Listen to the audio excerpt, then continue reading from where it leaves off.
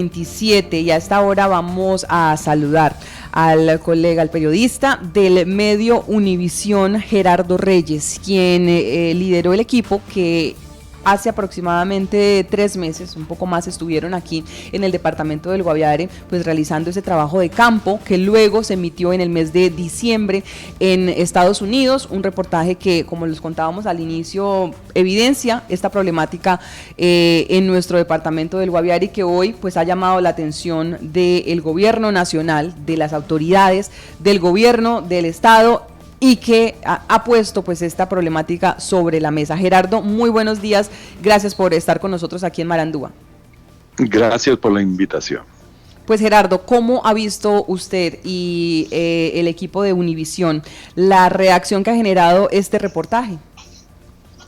Pues nos parece una buena noticia saber que el país, el gobierno, ha reaccionado, bueno, un mes después de publicada la historia y del documental que sacamos.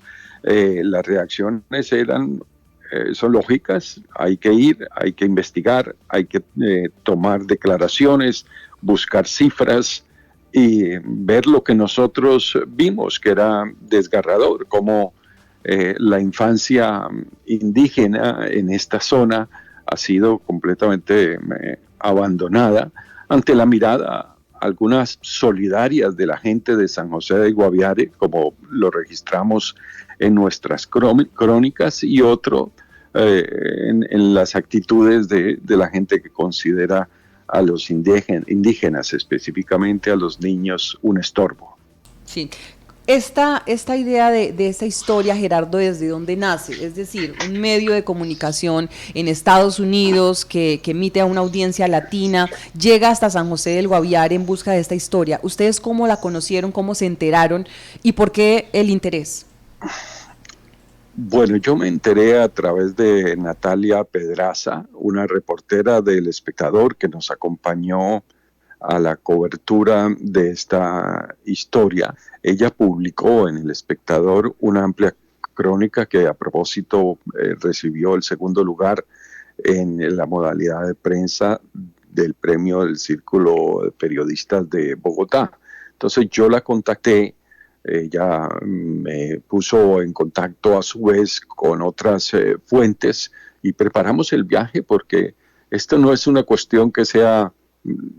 Esto supera las fronteras de Colombia, el drama de estas comunidades indígenas. No creo que haya que hacer mucho esfuerzo para justificar periodísticamente el interés público que puede haber alrededor de ese drama. ¿Qué fue lo que más llamó la atención de ustedes cuando estuvieron aquí en ese trabajo de campo? Pues es el desamparo de los niños en la noche, la vulnerabilidad a la que están expuestos, no solamente porque ya no volvieron a sus comunidades, sino porque sus padres, en el caso de las niñas, consideran que cuando a ellas les llega la menstruación, ya han adquirido, pues son adultas y han adquirido cierta madurez sexual y pueden tener ese tipo de relaciones a cambio de alimentos. Eso me impresionó un poco porque es uno de los mayores, de los choques más brutales de civilizaciones, en donde en un lado pues es un delito y en el otro ya es un proceso natural. Todo esto para decir que consideramos todos los matices. Esta no es una historia en blanco y negro, sino que tiene todos estos protagonistas que le van dando esos matices a la historia. Pero eso fue básicamente lo que más me impresionó. ¿Qué comentarios recibieron ustedes con esta historia en Estados Unidos? Porque estamos viendo las reacciones aquí en el país, Gerardo, y yo sí quisiera saber qué pasó allá en Estados Unidos cuando ustedes emitieron el reportaje. No hubo un pronunciamiento oficial. En Washington los funcionarios están más mirando para adentro que para afuera.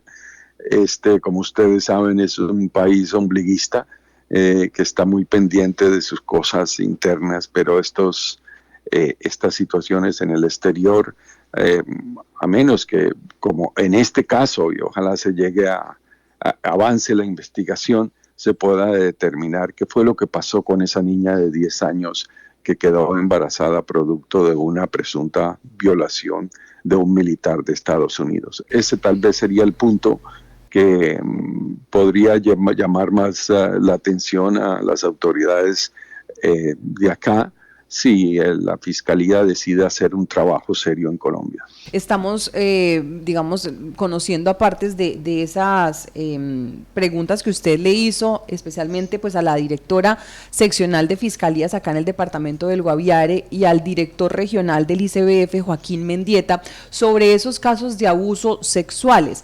Hablemos de esos casos de abuso y especialmente de ese caso del militar estadounidense Gerardo. ¿Qué se sabe? ¿Ustedes qué información tienen de ese? Bueno, esto estaba reportado originalmente en el artículo de Natalia que mencioné anteriormente. No había tenido ninguna reacción, me dijo ella, nadie de la Fiscalía la llamó para averiguar un poco más, etcétera. Entonces, lo que nosotros ampliamos un poco más el caso a través de una persona que estuvo muy cercana a todo el proceso de la llegada de la niña con su familiar al hospital de San José del Guaviare, la situación de espanto en la que ella estaba, no hablaba, solamente hablaba su tío y fue él el que contó que ella iba a abortar a un río como lo hacen otras de las niñas indígenas cuando quedan embarazadas, pero a él le pareció que era muy pequeña y decidió llevarla al hospital donde fue operada de cesárea y tuvo un niño que esta persona que entrevistamos para nuestro informe describe como un niño con ojos claros y piel morena, que a propósito en el que se interesaron varias señoras de San José de Guaviare para adoptarlo, pero por supuesto intervino el Instituto Colombiano de Bienestar Familiar. A partir de esa versión, que está protegida por el anonimato, pues fuimos al Instituto Colombiano de Bienestar Familiar, le relatamos al director Mendieta el caso, y él de inmediato, sin dudarlo, nos dijo, claro, Gerardo, ese es un caso muy conocido localmente y a nivel nacional, pero no puedo hablar más. Yo insistí para saber cómo estaban ellos y dónde estaban, porque puede existir la posibilidad de que hayan sido dados en adopción, y él me dijo, lo único que le puedo decir es que están bien. Así que eso era evidente, protuberante, que el caso existía, y después con la fiscal, ella no solamente nos confirmó, sino que nos dio la fecha en la que había ocurrido, 2019, cuando ella ya no había llegado a la fiscalía en San José de Guaviare, y fue más allá, nos dijo quién tenía el caso en la fiscalía de Bogotá, o sea, qué dependencia de la Fiscalía de Bogotá estaba manejando ese caso. No se estaba manejando en San José del Guaviare, sino en una dependencia relacionada con derechos humanos. Así que ahora venir a decir que ese caso no existe, que esa niña no existe, me parece una gran irresponsabilidad por parte del fiscal, que creo que se acaba de pronunciar por una emisora de Bogotá. Sí, estábamos escuchando unas declaraciones o viendo unas declaraciones a nivel nacional por parte del fiscal en el que pues calificaba que ese trabajo, o sea, que esos casos de abuso a menores indígenas no existen o que no se tenían suficientes evidencias. Y cuando llegamos, pues lo primero que ocurre cuando llegamos al Instituto Colombiano de Bienestar Familiar es que nos damos cuenta que el director pues no maneja muy bien las estadísticas y el proceso. Él no quería aparecer, sino poner a una asistente. Cuando yo le pregunto cuántos casos reciben al mes o a la semana, él no lo recuerda, y una de las asistentes le dice 4, y yo en cámara le pregunto, 4 al mes, y ella me corrige y me dice 4 a la semana, o sea, 4 casos de abusos sexuales a niños a la semana. Esa estadística está ahí. ¿Cómo es posible que el fiscal ahora diga que no existe? Que eso no está documentado. Yo no entiendo qué leyó, a dónde fue, con quién habló y por qué tan rápidamente llega a esas conclusiones. Sí, en este caso, ¿qué respuestas ustedes, o más bien, sí, qué percepción se lleva usted de las respuestas que recibió de las autoridades en Guaviare frente a la actuación de ellas en esta situación de las comunidades, especialmente los menores indígenas? Es que es evidente, ellos mismos lo deben saber. O sea, podrá haber funcionarios con muy buenas intenciones, pero las estadísticas son demoledoras. La impresión que a mí me quedó es que el problema les quedó, pues se les agrandó, se les volvió incontrolable, porque tener 4 violaciones a la semana es una estadística atroz.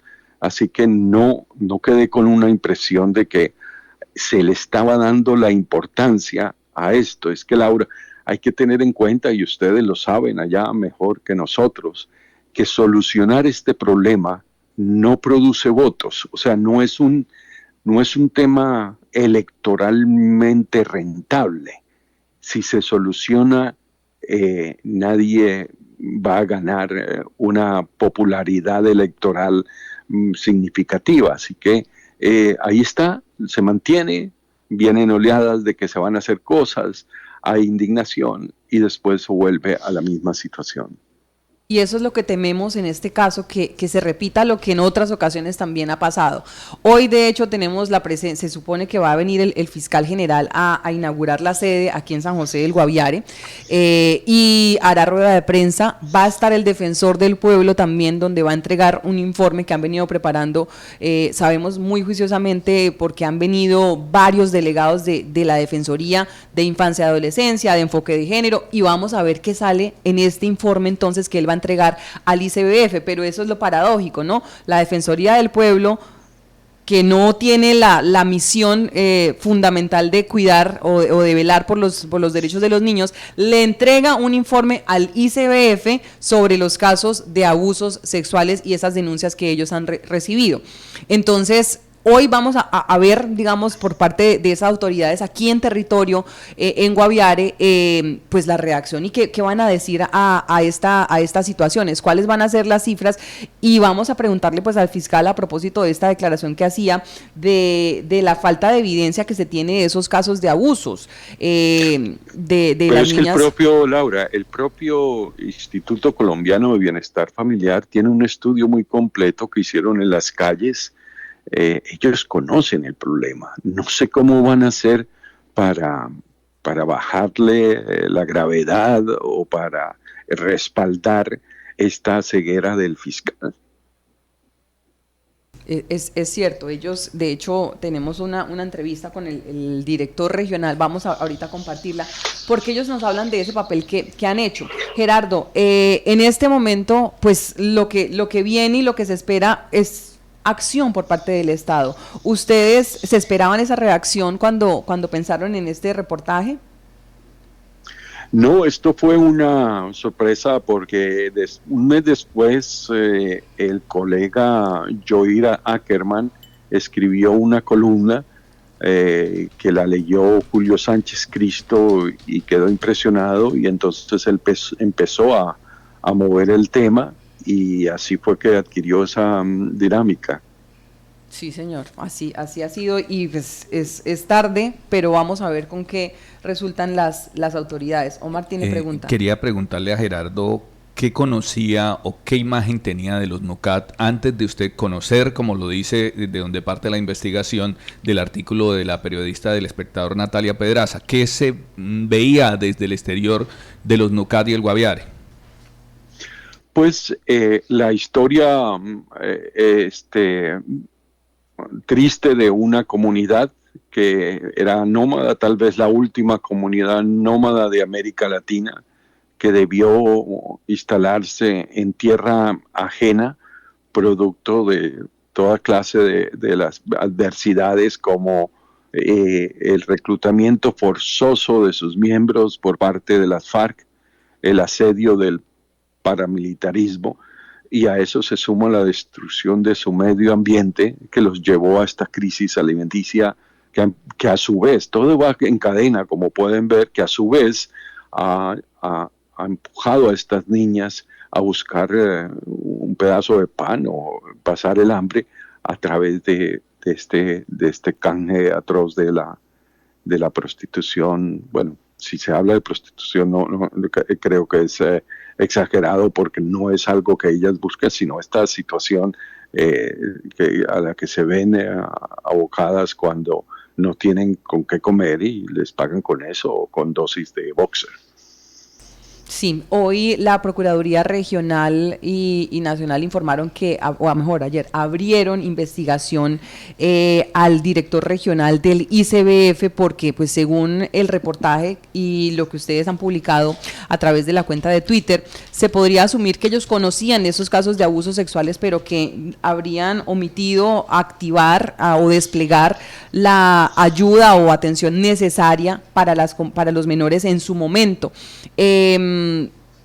Piensa en algún momento aquí en el departamento del Guaviare, cuando se comenzaron a escuchar las voces de reacción, y especialmente en Twitter ha generado mucha tendencia, el video que alguien más publica, no lo publican ustedes, lo publica algún usuario de Twitter, en donde habla el director y dice que, pues, las cifras no son tan preocupantes, que le resta una importancia, usted lo dice en el reportaje. ¿Por qué o cómo se interpreta mejor ese señalamiento a las autoridades locales? Acá lo que se comenta es justamente, pues, que buscaban poner en juicio esa actuación por parte del director regional del ICBF. Sí, es que es una contradicción que en una misma entrevista él diga que no le preocupan las cifras, pero al mismo tiempo reconozca que no las sabe.